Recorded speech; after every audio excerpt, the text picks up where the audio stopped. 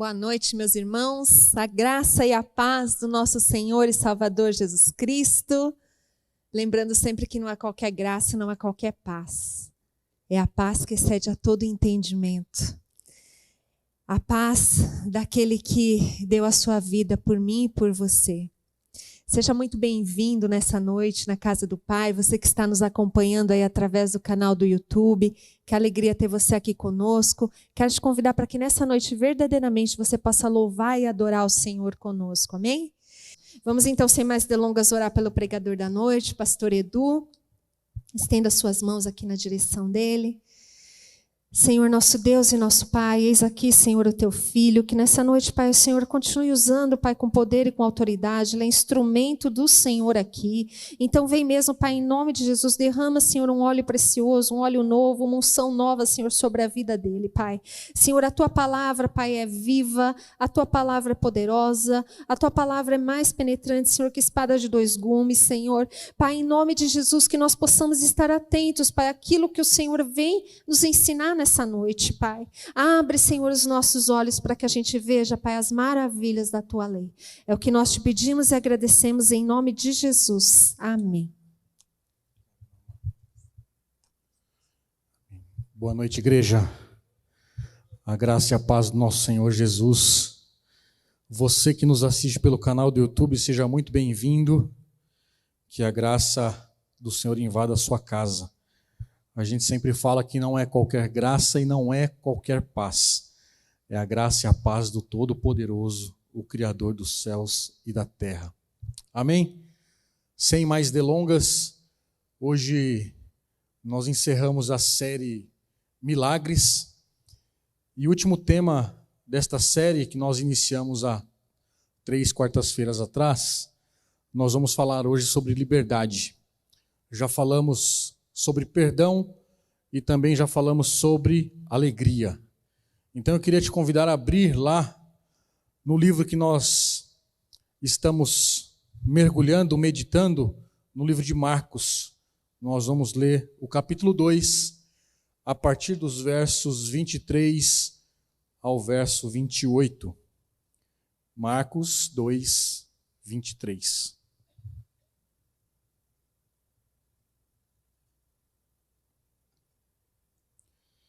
Todos encontraram? Amém?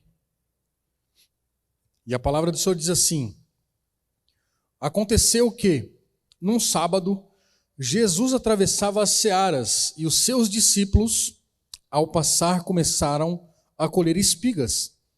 Então os fariseus disseram a Jesus: Olhe, por que eles estão fazendo o que não é lícito aos sábados?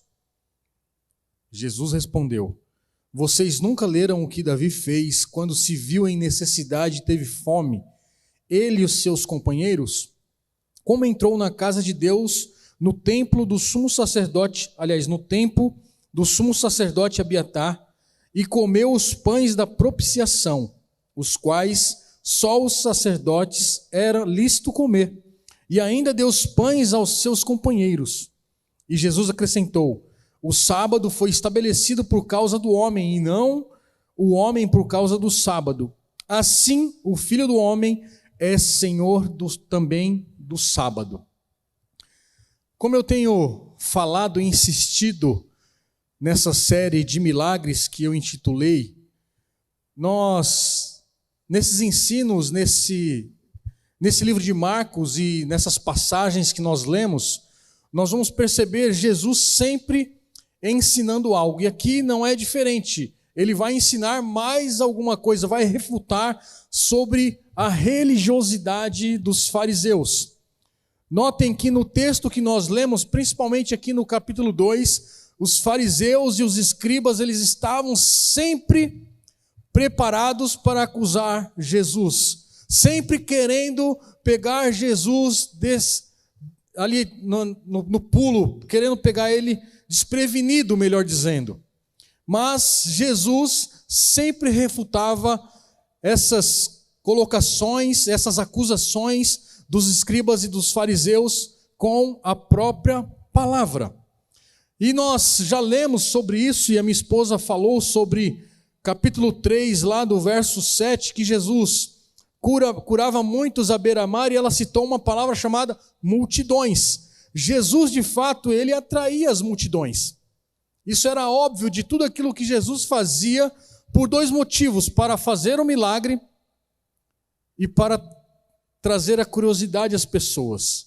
Então as multidões se ajuntavam ali justamente para ver o que Jesus estava por fazer, o que Jesus estava fazendo. Nós também podemos notar ao longo do texto que a personalidade, o ensino, as suas obras sempre atraíam as pessoas. Isso gerava naquelas pessoas muitas curiosidades. Uns estavam ali de fato para serem curados, outros estavam ali para ouvir os ensinos de Jesus, e outras estavam apenas para acusar Jesus, para pegar ele em algum erro, em alguma falta, ou para acusar, sabendo que Jesus seria crucificado. Onde Jesus estava, sempre havia uma esperança do quê? De um novo começo, de um renovo. Jesus encontrava com as pessoas e ali ele trazia alívio, trazia cura para as enfermidades daquelas pessoas e perdão para os seus pecados. Haja vista que o nosso primeiro tema foi sobre o perdão.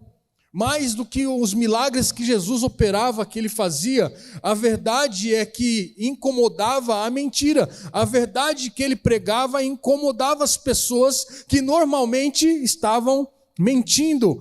E nós sabemos muito bem que a luz, ela sempre vai denunciar as trevas. E era exatamente isso que o Senhor Jesus fazia.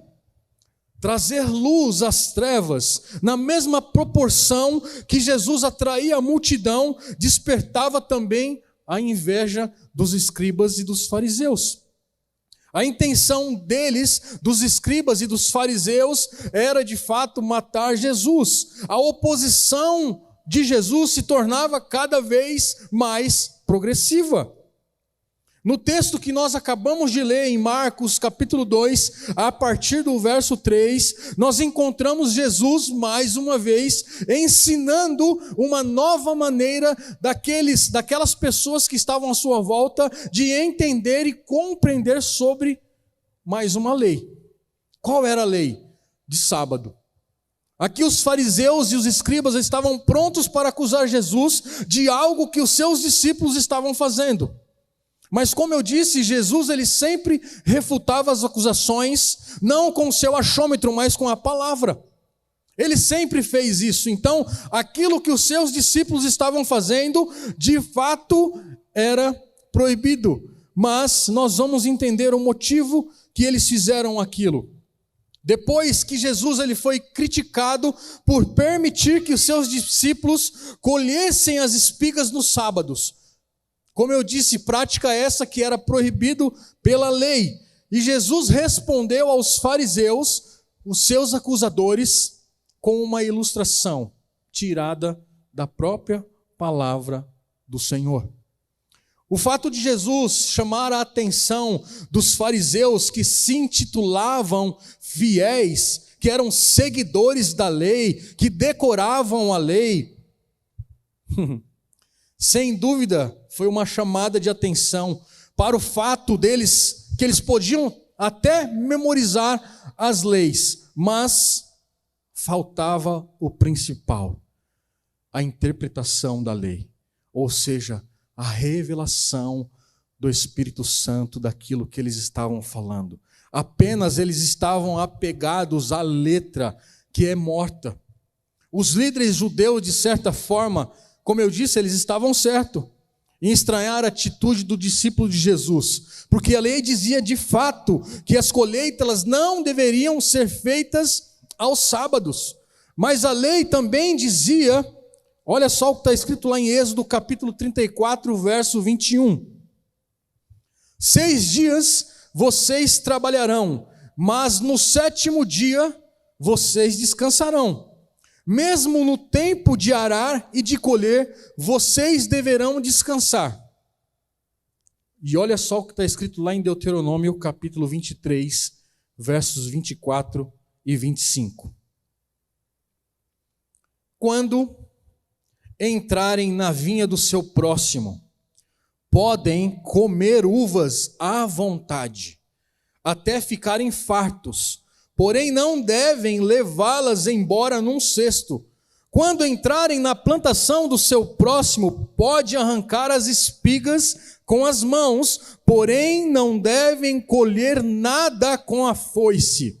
O que Jesus estava dizendo aos fariseus nesta passagem de Marcos era exatamente isso, o que está escrito em Deuteronômio, porque eles estavam no meio da seara, ou algumas versões vai dizer na plantação, que eles estavam apenas colhendo para comer e não colhendo para levar para suas casas. Era exatamente isso que Jesus estava refutando com os fariseus e com os escribas. Esse texto que nós lemos aqui em Deuteronômio, ele deixa uma verdade bem clara para mim e para você.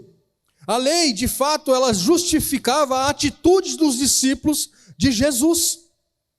Eles não estavam, de fato, usando a foice e nem colhendo as espigas para levarem para casa, e sim satisfazendo uma necessidade naquele exato momento, para comer o que era de fato permitido pela lei. A lei permitia que eles comessem, mas não levassem para casa, como nós lemos. O problema dos líderes religiosos é que, além de não saberem interpretarem a lei corretamente, percebendo que o espírito da lei aparentemente desconhecia todos os seus detalhes, todos os seus princípios. Qual era o objetivo da lei? Primeiro, reprimir a ganância dos lavradores, que colocavam os bens materiais à frente da adoração do próprio Deus, que os abençoava com o fruto da terra. Eles eram tão ignorantes, tão cegos, que eles queriam sempre se sair bem. Segundo, impedir que esses lavradores gananciosos tratassem com desumanidade os seus trabalhadores, aqueles que de fato faziam a colheita. Mas a palavra do Senhor diz lá, através de Paulo, em 2 Coríntios capítulo 3, verso 4 e 6, que é por meio de Cristo que temos tal confiança em Deus. Não que por nós mesmos sejamos capazes de pensar alguma coisa, como se partisse de nós. Pelo contrário, a nossa capacidade vem de Deus, o qual nos capacitou para sermos ministro de uma nova aliança, não da letra, mas do Espírito, porque a letra mata, mas o Espírito vivifica. É exatamente isso que o Senhor está nos ensinando. Eles estavam lá, os escribas e os fariseus, eles estavam morrendo por conta da letra, por conta da lei. E não é isso que o Senhor quer. Muitas vezes nós tiramos um texto fora do contexto para gerar um pretexto para mim e para você. Quantas vezes nós não fazemos isso? Quantas vezes nós somos questionados? Cuidado para não julgar o irmão. Mas qual é o contexto do julgamento? Qual é o contexto de não trabalhar aos sábados? Como a palavra do Senhor diz, o sábado foi feito, aliás, assim o Filho do Homem é o Senhor também do sábado. As pessoas, os escribas e os fariseus, eles não estavam entendendo isso. Como eu disse anteriormente, Jesus ele respondeu aos fariseus citando uma passagem que está claramente falando sobre o sábado, sobre o comer os pães no sábado, que ele cita 1 Samuel capítulo 21, de versos 1 a 6. Nós não vamos entrar nesse texto, eu só vou dar um contexto desse texto, que Davi, de fato, ele estava fugindo de Saul, e depois de ter sido despedido do seu amigo Jonatas, foi até Nob e chegou ao sacerdote Aimeleque. É óbvio, fugindo de Saul, passando lá pelas campinas, passando lá pelos montes, é óbvio, ele sentiu fome. E quando chegou a Aimeleque, ele pediu pão para ele e para os seus soldados. E depois de alguma relutância, o sacerdote deu a Davi o quê? Os pães que eram consagrados. Diante dessa extrema necessidade de fome, ou seja, ao agirem assim, o sacerdote e o futuro rei de Israel demonstraram o quê? Uma flexibilidade, ou seja, uma maturidade no entendimento da exigência da lei. Como não matar a fome de alguém que está com fome? Era exatamente isso que Jesus estava querendo ensinar quando os escribas e os fariseus questionavam por que os seus discípulos estão colhendo as espigas no meio da seara. Não pode fazer isso. É exatamente isso que os religiosos fazem. Eu não posso, você não pode fazer isso, você não pode comer aquilo. E assim sucessivamente, fica nos rotulando. Fica dizendo que eu e você pode ou não fazer, sendo que a palavra do Senhor, o Senhor já nos libertou, somos livres. Nós temos a consciência, além de ter a consciência, nós temos o Espírito Santo que habita em mim e habita em você. É Ele que deve nos conduzir. Não é o que eu acho, não é o que minha carne quer, mas é o que o Espírito está dizendo para nós fazermos. Nós somos conduzidos, ou deveríamos ser conduzidos pelo Espírito Santo. E não por aquilo que eu acho, não por aquilo que eu desejo. Como eu disse, ao citar este acontecimento, Jesus ele deu a devida interpretação para esse texto de 1 Samuel. Jesus mostrou a Davi, aliás, que se Davi e o sacerdote Aimeleque agiram sem considerar as prescrições cerimoniais, quando enfrentaram uma situação de necessidade. Ele e os seus discípulos, eles podiam agir da mesma forma, dando prioridade à necessidade do ser humano. Se alguém no sábado te pedir para servir um prato de comida, você não vai servir porque é sábado? Não é isso que a lei está dizendo sobre o sábado. É óbvio que falar sobre o sábado, talvez para algumas outras denominações, talvez até arrepia.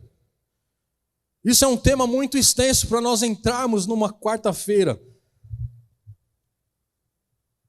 Mas é necessário nós entendermos o que Jesus estava querendo ensinar. O dia do descanso nunca é tão sagrado como é usado para prestar ajuda a alguém que está precisando ou alguém necessitado. A decisão final com respeito aos ritos sagrados não é o legalismo, mas é o amor. É por amor. O homem vale mais do que os ritos sagrados. Como está escrito lá em Marcos 2, 27. E Jesus acrescentou: o sábado foi estabelecido por causa do homem, e não o homem por causa do sábado. Deus fez o sábado para Adão lá no paraíso. E renovou para Israel aonde? Lá no Monte Sinai, quando ele deu a Moisés lá os 10 mandamentos. E ele foi feito de toda a humanidade, e não para apenas o povo judeu. Ele foi feito em benefício para mim e para você. O sábado ele foi feito para um bem físico, mental e espiritual de todos os homens. Ele foi dado como uma bênção e não como um fardo que eles estavam carregando. Os religiosos, é óbvio que eles estavam carregando esse fardo. E muitas vezes, por conta da religiosidade, nós também carregamos fardos. Carregamos pesos que não são nossos. Carregamos tantas coisas nas nossas costas que nem o Senhor carrega. O princípio que Jesus apresentou foi muito objetivo como nós acabamos de ler no verso 27. O sábado foi estabelecido por causa do homem, e não o homem por causa do sábado. O que Jesus está querendo dizer que é o sábado, mesmo sendo considerado sagrado, foi estabelecido para o benefício do ser humano, e não como um carrasco que reprime a liberdade e a responsabilidade. A religião cristã não consiste em regras, irmãos. Não é regras. O Senhor Deus não veio estabelecer regras. O Senhor veio estabelecer o seu reino aqui nessa terra. Nós precisamos entender como é que nós vamos entender. É buscando a face dele. É orando, é jejuando, é se deleitando nas suas escrituras, é meditando dia e noite, é não apartando esse livro de dia e de noite. O nosso manual de sobrevivência é a própria palavra do Senhor. As pessoas, os seres humanos, elas são mais importantes do que o sistema. A melhor maneira de nós adorarmos a Deus é ajudando as pessoas e não colocando regras sobre elas, e não colocando leis sobre elas, fardos sobre elas. A melhor maneira de fazer o uso das coisas sagradas é colocando-as em serviço daqueles que padecem necessidade. Essa é a melhor maneira. O homem não foi criado por Deus para ser vítima ou ser escravo do próprio sábado, mas o sábado foi criado para que o homem tivesse uma vida mais plena e feliz. Quando a gente vai consagrar o sábado, no nosso caso cristão domingo, é para nós adorarmos ao Senhor, é para nós cultuarmos ao Senhor, é para nós atentarmos, melhor dizendo, é para nós contemplarmos as maravilhas do Senhor, não é para nós não fazermos absolutamente nada, é para nós nos aquietarmos e ouvir do Senhor aquilo que Ele quer fazer, aquilo que Ele quer transformar na minha e na sua vida. O sábado foi instituído para ser uma bênção na minha e na sua vida para o homem, não uma maldição. O sábado foi para nos manter saudável, útil, alegre, santo, nos dando condições de contemplar e meditar as maravilhas do Senhor. É exatamente isso que ele estava ensinando, para que nós pudéssemos nos deleitar e olhar tudo aquilo que o Senhor fez. Conversando com a Simone, lembrando das coisas que o Senhor fez, dos milagres que Ele operou nas nossas vidas. É isso que o Senhor quer. Ele quer ser de fato o Deus da minha e da sua vida. Nós temos que devolver a Ele o lugar que é de direito dEle, que é o nosso, que é o meu e o seu coração. No momento oportuno, nós queremos tomar as rédeas da mão do Senhor, queremos conduzir a nossa própria vida, queremos trilhar o nosso próprio caminho. E aí, quando chegamos lá na frente, algo dá errado, aí começamos a criticar. Esse Deus não existe. Esse Deus isso, esse Deus aquilo. Mas eu sou isso, eu sou aquilo. E aí começamos a relacionar os nossos adjetivos daquilo que é bom. Como nós cantamos, nós não temos nada de bom. Nós não temos nada de bom. Nosso coração é um coração corrupto. O nosso coração é um coração enganoso. O nosso coração é um coração tendencioso. É óbvio, não para o bem, para a maldade. Isaías 58, 13 e 14 vai dizer assim: se vigiarem os seus pés para não profanarem o sábado, se deixarem de cuidar dos seus próprios interesses no meu santo dia, se chamarem ao sábado de meu prazer e santo dia do Senhor, digno de honra, se guardarem o sábado não seguindo os seus próprios caminhos, não pretendendo fazer a sua própria vontade, nem falando palavras vãs, então vocês terão no Senhor a sua fonte de alegria. Eu os farei cavalgar sobre os altos da terra e os sustentarei com a herança de Jacó seu pai, porque a boca do Senhor o disse. O sábado é exatamente isso que o Senhor está querendo dizer. É para nós deleitarmos. É para nós lembrarmos do Senhor, dos grandes feitos do Senhor. É para de fato nós mergulharmos nas Escrituras dele. E não apenas ficar pensando no nosso próprio interesse. Ficar pensando nas coisas que nós temos por fazer amanhã. Nas contas que nós temos que pagar amanhã. Nas reuniões que já foram agendadas algumas semanas atrás para amanhã. A ansiedade é algo que ainda nem aconteceu. Nós estamos gerando algo que nem aconteceu. Algo que nós temos que gerar que ainda não aconteceu é aquilo que nós colocamos no aviso, é o dia 30 de março. Nós temos que gerar.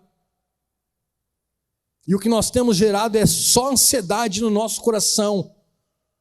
O que vai acontecer com isso? O que vai acontecer com o governo? O que vai acontecer com o nosso país? O que vai acontecer com aquilo que o nosso presidente disse sobre Israel? Queridos, Deus está no controle de todas as coisas. É Ele que conduz todas as coisas. Tudo que nós plantarmos, nós vamos colher. É tempo de recomeço na minha e na sua vida. Haja vista que nós já estamos no findar do segundo mês do ano. Ainda é tempo de nós recomeçarmos. Ainda é tempo de nós buscarmos a face do Senhor. Ainda é tempo de nós nos arrependermos dos nossos maus caminhos. Ainda é tempo de fazer tantas coisas. E Jesus aqui, em Marcos capítulo 3, verso 4, que é a sequência do ensino sobre Jesus, mais uma vez, indo na contramão daquilo que os fariseus e os escribas estavam dizendo. Mais uma vez, Jesus aqui, ele cura um homem da mão ressequida quando? Num sábado. E aí ele diz assim, então lhes perguntou, é lícito nos sábados fazer o bem ou o mal? Salvar uma vida ou deixar morrer? É melhor salvar uma vida. Você vai deixar uma pessoa com fome porque é sábado? É exatamente isso que Jesus está dizendo nos versos 23 ao 28. Era um dia de fazer o bem, então Jesus fez o bem. Buscar se alimentar não estava ferindo a lei. Para Jesus, não havia sábado como dia de descanso. Não era um dia de não fazer nada, pelo contrário. Como está escrito lá em João 5,17. Mas Jesus disse, o meu Pai trabalha até agora e eu trabalho também.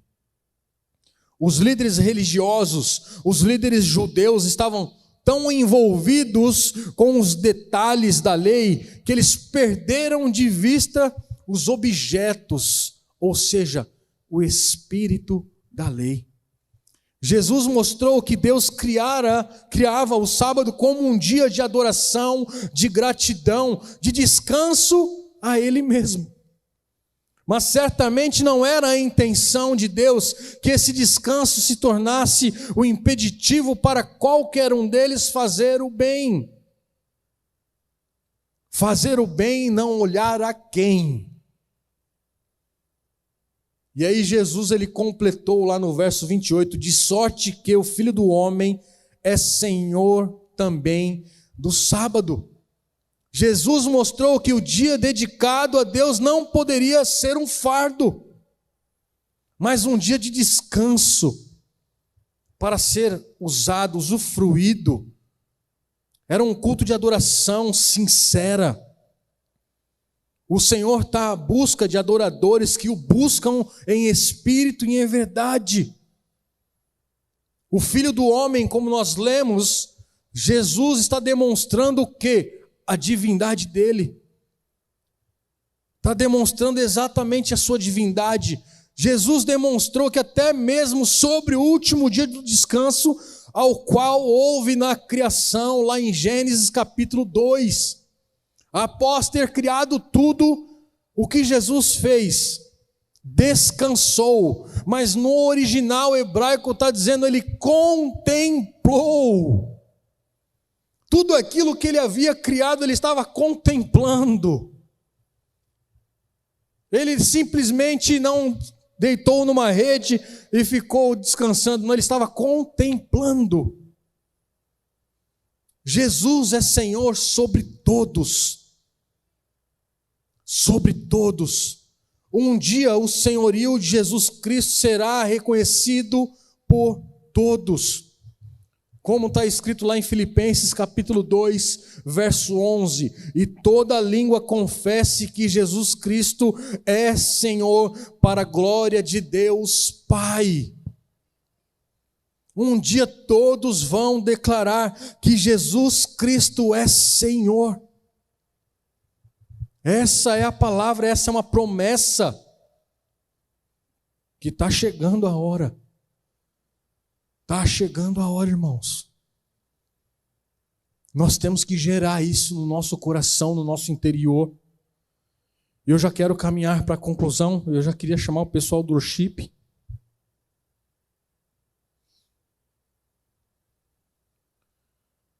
Sabe, queridos, a bem da verdade é que todos os nossos dias, eles devem ser dedicados ao Senhor. Não apenas o sábado, não apenas o domingo, mas sim o domingo, a segunda, a terça, a quarta, a quinta, a sexta, o sábado, o domingo e assim sucessivamente. Todos os nossos dias têm que ser dedicados ao Senhor. Não é apenas o sábado, não é apenas o domingo, não é vir, como eu sempre digo, não é apenas vir a um culto. O Senhor é digno de toda honra, toda glória, todo louvor, toda exaltação. Todos os dias são do Senhor e devem ser usados para a honra e glória dEle. Que nós possamos experimentar isso no nosso dia a dia. Que possamos reconhecer o senhorio de Jesus Cristo em nossas vidas. Agostinho disse que quanto mais servos de Cristo somos, mais livre nos sentimos. Vou repetir. Quanto mais servos de Cristo somos, mais livre nos sentimos. Sabe, queridos, Jesus é maior que o templo. Jesus foi maior que Jonas. Jesus foi maior que Salomão. Jesus é maior que sábado. Jesus é maior que qualquer religiosidade. Jesus é maior que qualquer lei estabelecida. Nós somos livres. O Senhor nos libertou para adorá-lo. O Senhor nos tirou do lamaçal da perdição e nos colocou na luz. Nós não somos mais presos a um sistema. Por mais que o sistema queira colocar goela abaixo, mas nós não somos regidos por esse sistema. Nós somos guiados por esse sistema, pela palavra do Senhor Jesus. Nós somos guiados, ou deveríamos ser guiados pela palavra. Nós deveríamos ser consumidos pela palavra do Senhor, e não por aquilo que nós estamos ouvindo. Então eu queria convidar a igreja a ficar em pé. Diante disso que o Senhor tem nos mostrado, tem nos falado, quero desafiar você aí no seu lugar, você aí na sua casa, a buscar a face dele. Tem áreas das nossas vidas, irmãos, que a gente não consegue entregar para o Senhor. Até tentamos, Senhor, eu entrego esta área. Mas na adversidade, Senhor, não está acontecendo como eu gostaria que acontecesse, então deixa que eu faço. Não é assim, irmãos. O tempo de Deus não é o meu e o seu tempo. O tempo de Deus, ele é perfeito. Ele não chega antes, não chega depois. Ele chega na hora exata. Eu não sei qual é o milagre que você está esperando. Eu não sei qual é o milagre que você veio buscar nesta noite. Eu não sei qual é o milagre que você talvez espera por alguns anos na sua vida. Mas continue crendo no Senhor. Continue crendo no Senhor. Porque no momento oportuno algo vai acontecer. Quem sabe não é nesta noite que o de repente do Senhor não acontece? Quem sabe as coisas que você está esperando, amanhã não possa receber uma ligação. Deus, ele não é limitado. Nós é que limitamos o poder do Senhor. O Senhor, ele vai operar quando ele quiser, na hora que ele quiser. Apenas creia no Senhor, creia na palavra dele, creia nas promessas dele. Então eu te convido a você aí no seu lugar, a buscar a face do Senhor. Enquanto nós adoramos aqui, você aí no seu lugar, comece a clamar, comece a buscar a face do Senhor, comece a se entregar a Ele, comece a se derramar na presença dEle. É Senhor e muito digno de louvor, na cidade do nosso Deus, teu santo monte. A alegria de toda a terra,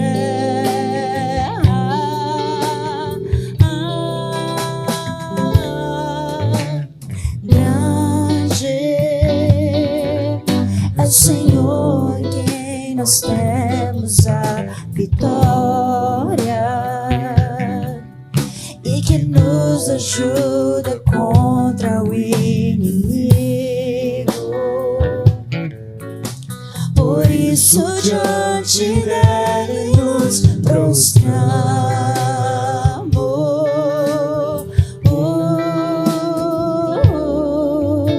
queremos o teu nome engrandecer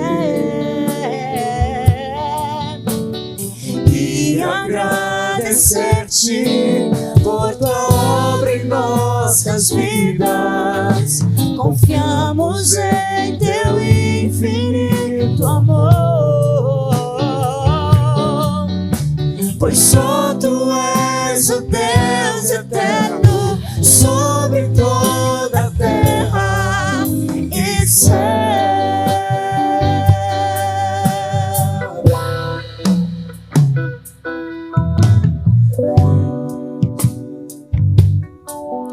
É o Senhor e muito digno de louvor, na cidade do nosso Deus, do santo monte. A alegria de toda a terra,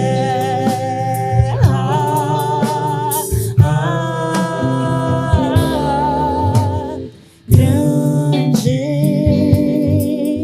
é o Senhor em quem nós temos a vitória, e que nos ajuda contra o inimigo. Por isso diante dele nos prostramos,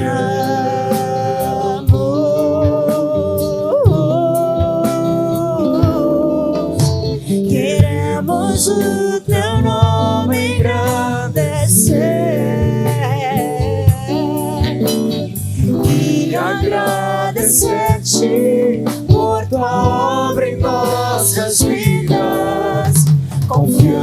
Deus em teu infinito amor,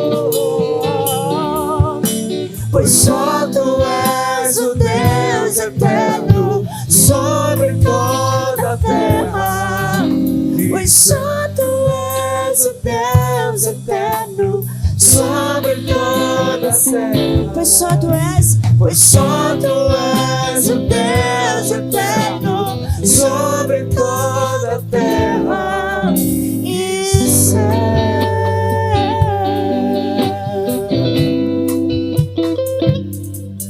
Aleluia.